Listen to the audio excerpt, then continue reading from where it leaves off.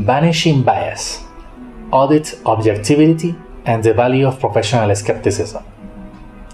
Audit quality will only be improved further when all stakeholders in the financial reporting process understand how cognitive biases impact the use of information in decision-making. Auditors' lack of professional skepticism is seen by audit oversight bodies and the public as being at the root of issues with audit quality. This criticism has risen in importance since the global financial crisis. Auditors and standard setters are under pressure to enhance professional skepticism. However, some lapses in professional skepticism may be due to cognitive bias rather than being merely a lack of professional skepticism. And cognitive biases can also lead people to believe there has been a lapse in professional skepticism where there has not. Standard setters can take practical actions to reduce the impacts of known biases. However, an audit that completely eliminates cognitive biases would be prohibitively time-consuming, costly, and invasive. There is a need for an open discussion as to how much residual cognitive bias is acceptable to society. A state of mind.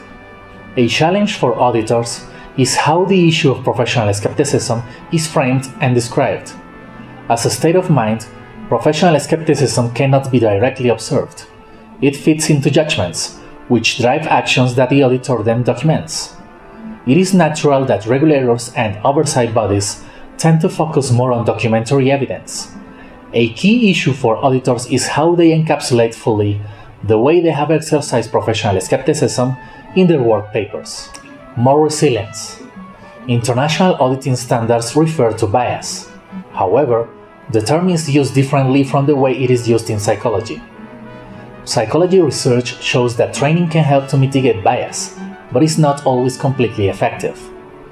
Everyone involved in the financial reporting supply chain, including the general public, needs to be aware of cognitive biases. A key advantage of increasing awareness is that the audit profession can design and build systems and processes that are more resilient to bias. Adoption issues. Decision-making without considering biases may end up inadvertently reinforcing those biases. Cognitive biases are often studied and widely understood in psychology literature. However, there may be reservations about adopting this approach in auditing. Some might argue that admitting to cognitive biases is an excuse for bad auditing. In contrast, ACCA believes that this approach can work and that it is essential for improving audit quality to meet society's demands.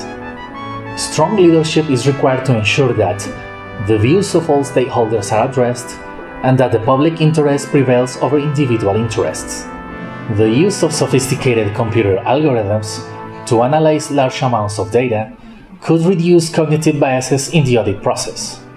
For example, rather than deciding which transactions to test and taking the risk that the selection process is affected by bias, the auditor could use data analytics to query 100% of transactions.